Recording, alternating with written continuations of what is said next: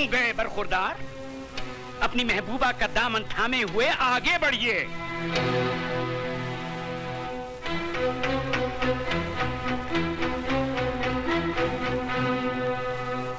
अब हमारी आंखों में आंखें डाल के जवाब दीजिए, क्या तुमने ये नहीं कहा था कि मैं किसी कीमत पे भी इस लड़की को नहीं अपनाऊंगा? हाई कोर्ट में मुकदमा लड़ूंगा, सुप्रीम कोर्ट तक जाऊंगा। कहा था। और ये भी तो कहा था कि मैं 7 साल की सजा काटने को तैयार हूँ, मगर इस लड़की से हरगिज शादी नहीं करूंगा। ये भी कहा था। तो फिर आज क्या हो गया? कौन सा तूफान उमड़ पड़ा कि जिस लड़की को हमारा खानदान अपने पैरों की धूल समझता है, उसी को तुमने अपने सर पर बिठा दिया? जिस लड़की ने हमें शहर भर में बेइज्जत किया, उसे तुम अपने दिल में बसा बैठे। जिस लड़की का रुतबा हमारे घर में एक नौकरानी से भी ऊंचा नहीं होना चाहिए था, उसे तुमने हमारे बराबर लाकर खड़ा कर दिया। क्यों राज, क्यों? वो मेरी भूल थी जिसके लिए मैं शर्मिंदा हूँ। जिस भूल पे तुझे आज शर्म आ रही है, वो भूल भी तू नहीं की थी। गलत। उस भूल के जिम्मेदार भी आप हैं। बचपन में जब मैंने माली की पीठ पर कोड़े बरसाए थे, तो आपने क्या कहा था? हम अमीर हैं, ये हमारा पैदाइशी हक है कि हम जुल्म करें। वो गरीब है, जुल्म सहना उसका मुकद्दर है। गरीब और अमीर की खाई मेरे दिलो दिमाग में किसने खोदी? आपने। पैसों की तलवार मेरे हाथों में किसने थमाई? आपने। इंसान को इंसान न समझने की तालीम किसने दी? आपने। वाह भांजे वाह, वेरी गुड, वेरी गुड। तुम्हारी बातें सुनकर मुझे अफसोस नहीं हुआ बल्कि खुशी हुई कि तुमने बोलना तो सीखा। अल्फाज जरूर तुम्हारे हैं लेकिन जबान इस नागिन की है। मामा जी, तुम्हारी रगों में कल तक मेरी बहन का दूध और मेरे जीजा जी का खून दौड़ता था, लेकिन इसने तो अपना पूरा जहर भर दिया तुम्हारे जिस्म में। जिस देवर ने कभी अपनी भाभी से ऊंची आवाज में बात नहीं की थी, वही आज अपने बाप से बदतमीजी कर बैठा। सारे फसाद की जड़ ये है, ये जिस दिन से इस मनहूस ने इस घर में कदम रखा है, कौशल्या जैसी नौकरानी हमारी चौखट पर थूक कर चली गई और मेरी प्यारी भांजी सुधा भगवान को प्यारी हो गई। अरे जन्म जली, क्या तू पूरे खानदान को निकल कर ही जाएगी? उठाकर फेंक दो इसे घर से बाहर। खबरदार जो किसी ने भी। क्या करेगा तू? मैं भूल जाऊंगा कि आप मेरे बाप हैं और मैं आपका बेटा। तो क्या मुझ पे हाथ उठाएगा तू? उठा, उठा, बदतमीज, उठा, उठा ना, उठा, उठा। सबसे पहले मैं इस फसाद की जड़ को बाहर निकालता हूँ। ऐसी गलती मत कीजिए कि लोग आपको राय बहादुर कहना छोड़ दें।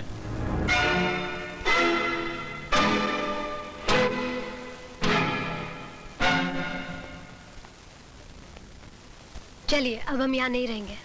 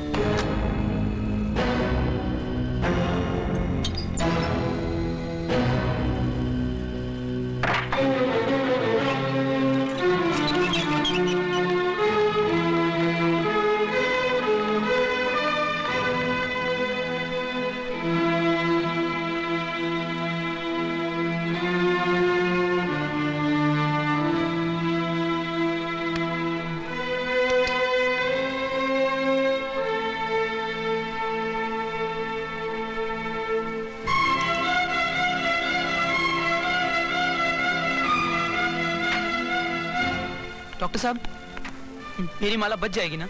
उसकी हालत बहुत नाजुक है, अभी कुछ कहा नहीं जा सकता, बट वी आर ट्राइंग।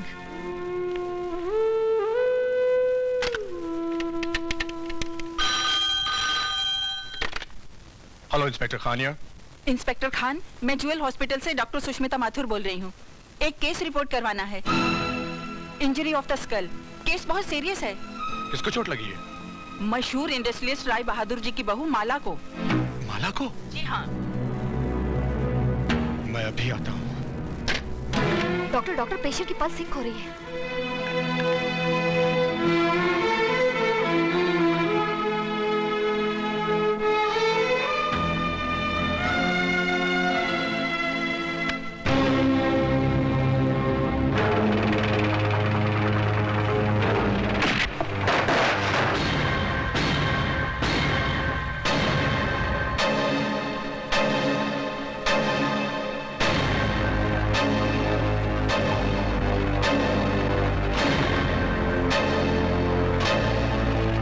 मेरी माला के हत्यारों, वो तो मर गई, अब तुम भी जिंदा नहीं रहोगे।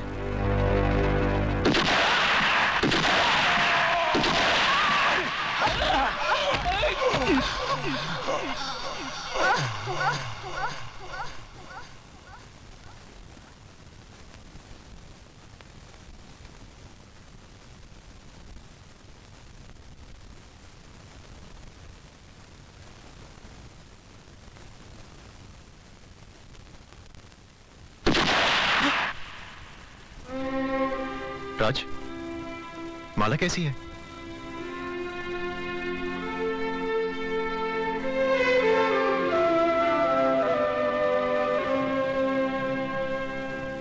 राय साहब, आप फौरन मामा जी और शारदा देवी को लेकर शहर से बाहर चले जाइए।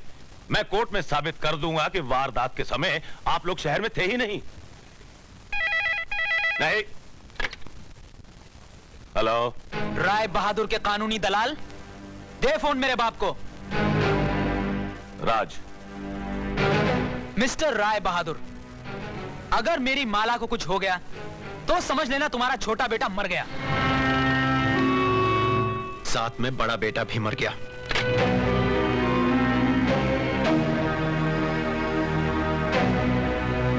बाबूजी, क्या हुआ? जीजा जी कुछ बोलते क्यों नहीं?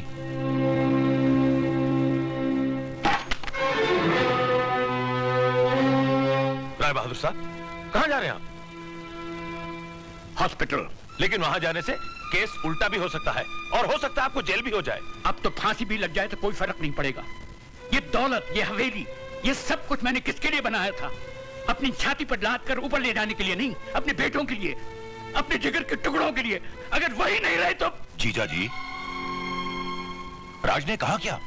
सिर्फ राज ने ही नहीं, मेरे दोनों बेटों ने इस बरसों की मेहनत से बनाई हुई हवेली को एक ही ठोकर में रेत के घिरौने की तरह बिखेर दिया। मेरे अहंकार के मुंह पर थूक दिया। कहने लगे, जाओ राय बहादुर, हम तुम्हारी औलाद नहीं, खरीद सकते हो तो अपनी दौलत से 2 बेटे खरीद लो। वाह ऊपर वाले, तूने आज एक ही ठोकर में मेरी सारी दुनिया मिटा दी। जीजा जी, जीजा जी, ये बुढ़ा तो सटिया गया है, खुद तो मरेगा, साथ में हमें भी जेल की चक्की पिसवाएगा। वकील साहब, अब आप ही कुछ करिए ना। अब मेरे हाथ में कुछ नहीं रहा, सब कुछ माला के बयान पे डिपेंड करता है। मतलब कि हमारी जान अब माला की मुट्ठी में कैद है? बिल्कुल।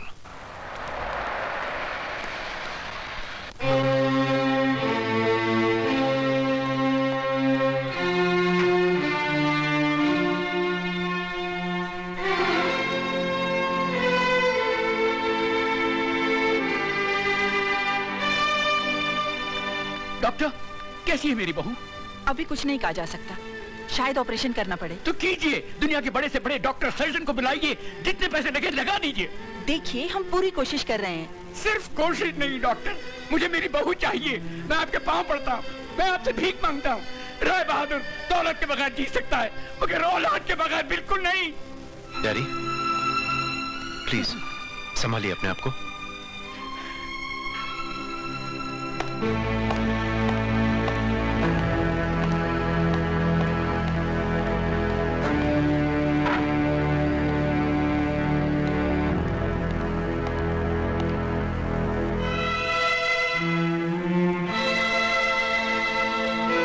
मुझे माला का बयान लेना है। आप बाहर इंतजार कीजिए, जब ये होश में आ जाएगी मैं आपको बुला लूंगी। Okay.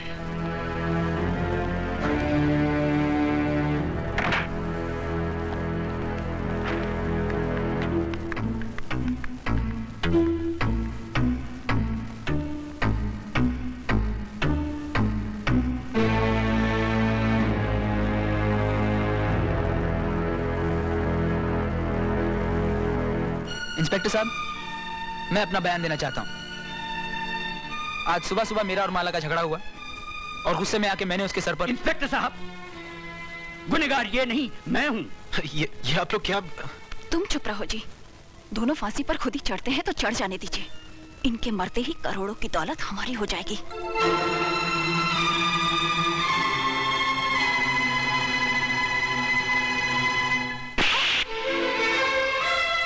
हरामजादी, कितना बड़ा कुआं है तेरे अंदर। जितनी भी दौलत डाल दी जाए कभी भरता ही नहीं। रमेश, आप बीच में मत बोलिए डैडी। यही है वो जड़ जिसने इस खानदान की हर शाख को जहरीला बना दिया है।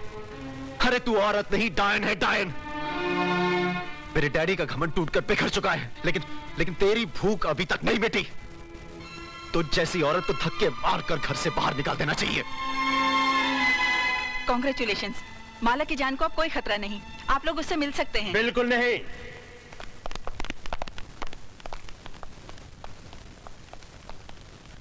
जब तक इंस्पेक्टर खान माला का बयान नहीं ले लेता, आप लोगों में से किसी को भी अंदर जाने की इजाजत नहीं है।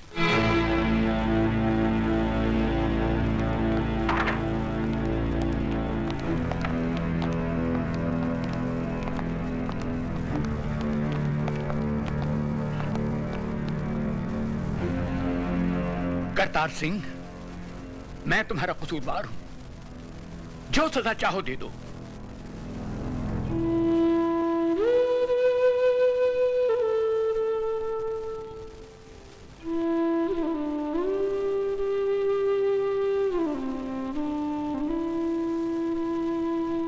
माला, तुम्हारे सर पर ये चोट कैसे लगी? जी, मैं ये जानना चाहता हूं कि तुम्हें किसने मारा।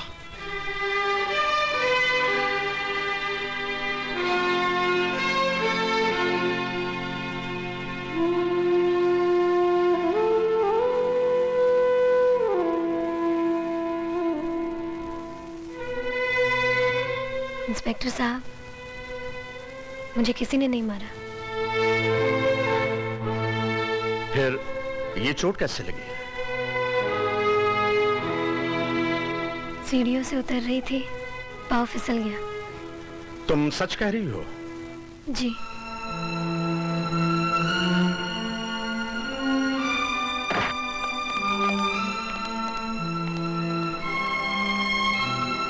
माला का कहना है कि पांव फिसल जाने से उसे चोट लगी है, इसलिए अब कानून को किसी पर कोई शुबा नहीं। आप लोग अंदर जा सकते हैं।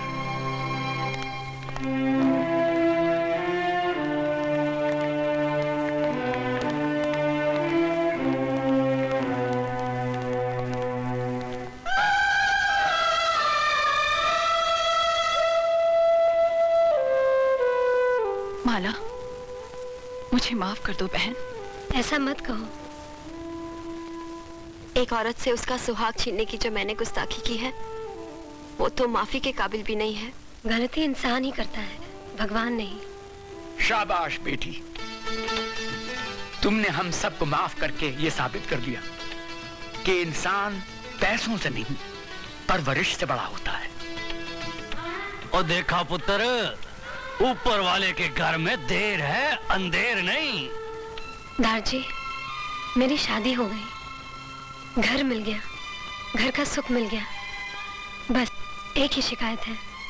लेकिन क्या पुत्र? मेरी बारात नहीं आई। ओए राय बहादुर, क्या बोलता है? अब राजा की आएगी बारात।